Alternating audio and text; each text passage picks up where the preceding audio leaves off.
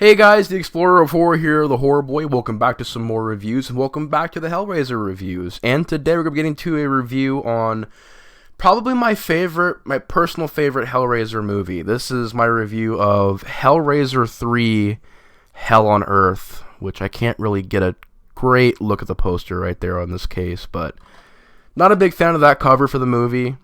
It's just very simple, but I didn't really care for that. I like the theatrical poster a lot more. Which is funny because the theatrical poster, all it is they cut out Pinhead from the first movie's poster, put a red sky and a city in the background, and just pasted it onto that. I don't know. I just thought it was a cool looking poster. Like, yeah, it's the same image of Pinhead, but I've always found that background and just the way it came out, it looked really good. I know there's also like another poster they wanted to use with Pinhead like screaming, and that was going to be the original cover, but they ended up not using that one. But like I said, Hellraiser 3 Hell on Earth came out in 1992, gets a 5.5 on IMDb by Anthony Hickox. Now, Anthony Hickox, of course, is a very accomplished director. I mean, he's made Waxwork 2. He also directed Warlock the Armageddon, which is the second Warlock movie. He's made quite a bit of movies. And Anthony Hickox, I think, is a pretty good director. Pretty good choice by the studio. And Hellraiser 3, I guess the best way I can explain why I love this movie so much is because it took the story of Hellraiser and it took the character of Pinhead in the right direction for me. It was not trying to be another, because I love the first two movies, but it wasn't trying to be a slow-paced, tell more of the lore. It was just basically, hey, Pinhead's here on Earth. Hell is on Earth as we speak. And there are people, being killed in this bar. Our lead character, she's out in the streets, and there's, water, and there's electricity, and there's explosions everywhere. There's Cenobites chasing her. It's got a really good energy and flow to it. And I've always enjoyed how this movie felt so fast-paced. Like, it literally, you put it in, you watch it, you're done. It's, point A to point B type watch. Very, very fast-paced Hellraiser film. And Pinhead is the star of this movie.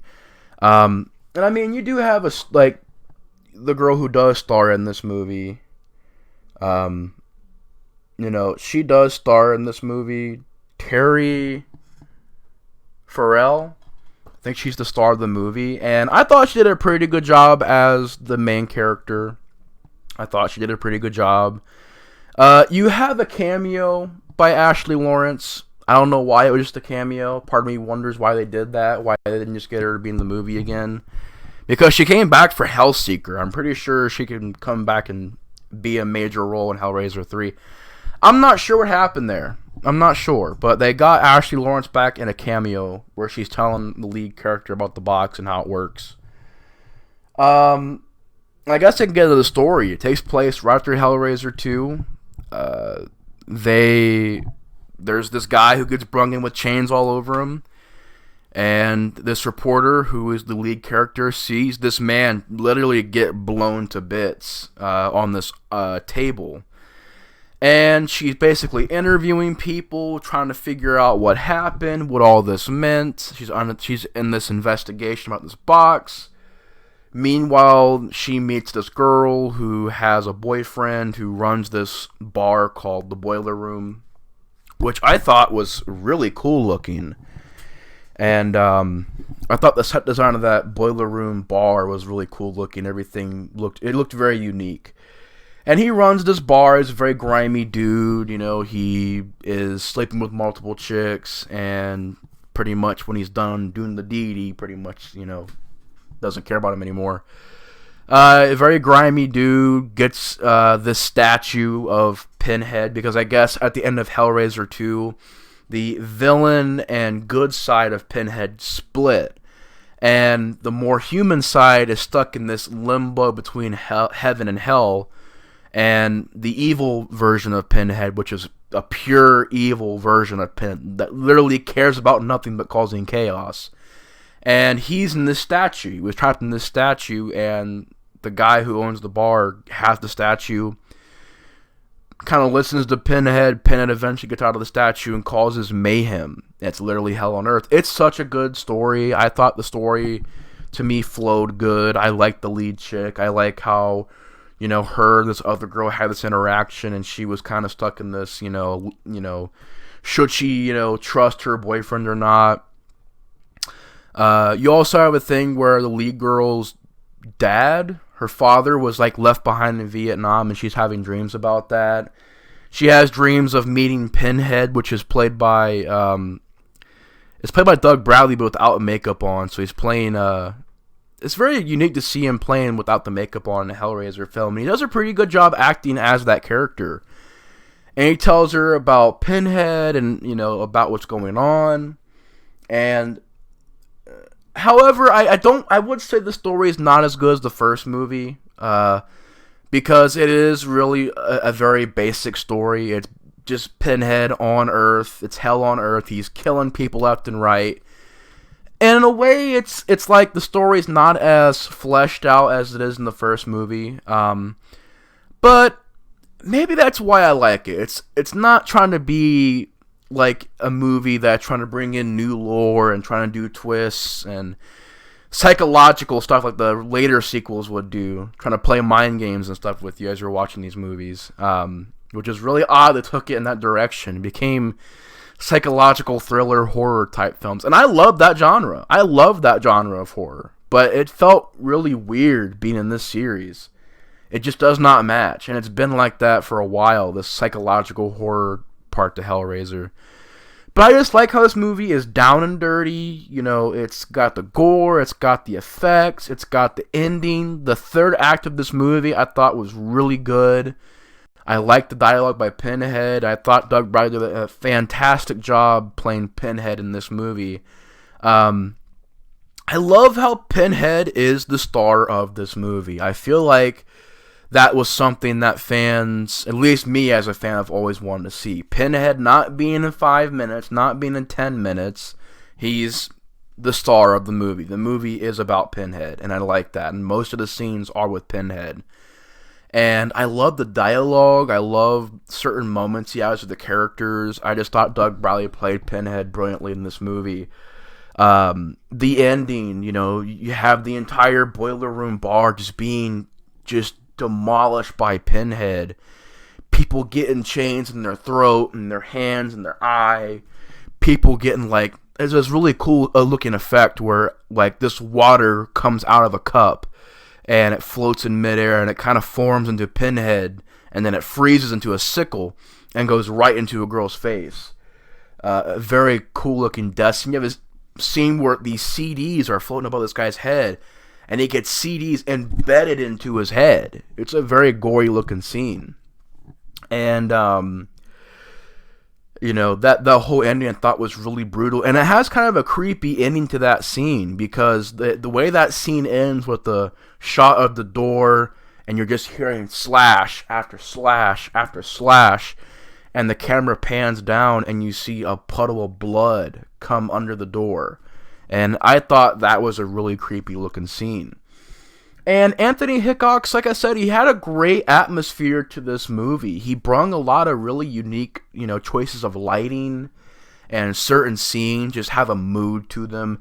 And it feels a lot different of a mood than the first two movies. It's a much more grungier, grimier, dark tone, whereas the first two are just demonically dark. This one's got a really grimy tone to it.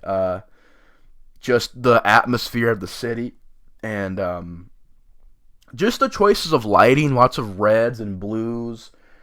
I thought Anthony Hickox brought a really interesting look to this movie, and it was directed pretty good by him as well. The music. I also really love the music in this movie. The opening theme song, the ending Motorhead song, the score throughout the movie. I thought the music was on point. The effects I thought were really good. The practical effects I thought were all on point. It's a very bloody, gory movie, very brutal film. Which is surprising because this is 1992, and around this time the MPAA was really being harsh on films. Some good practical effects. I even like the digital effects, like the scene where Pinhead and his It's like the human version of Doug Bradley and the Pinhead version are kind of splitting apart. Or actually, I think they're fusing together. And I like that effect. I like the teleportation effect and, certain other special effects. Overall, the effects were on point. The ending is just chaotic. I love how it's just explosions and Cenobites everywhere. I love how, the lead chick has the last laugh. She stabs Pinhead. Go to hell. And I like how she puts the box into this like pile of cement. And you find out at the end of the movie that maybe there could be this building that has the puzzle box built into the design of this building. I thought it was a very unique choice there and a very interesting concept to that scene. But overall, Hellraiser 3, I mean, I really do enjoy this movie. It's my favorite for a lot of reasons. The music, the effects, the third act, the ending of this movie I thought was crazy. Pinhead is the star of this movie. Doug Bradley does an absolutely amazing job playing Pinhead in this movie. Just overall, it's always been my favorite. It's a fast movie. If I had any complaints, I would say there are a few problems. First of all, I know there are some people that don't mind the new Cenobites. I don't mind the CD one and maybe the fire-breathing one, who's pretty much the bartender. He's been turned into this fire-breathing Cenobite. Maybe those two, but the guy with the camera in his eye, I thought was... And there's one... Literally the last two are pointless. One's got, it's the owner of the bar. He's got this machine in his head. And this other girl, she has like a cigarette in her throat right here.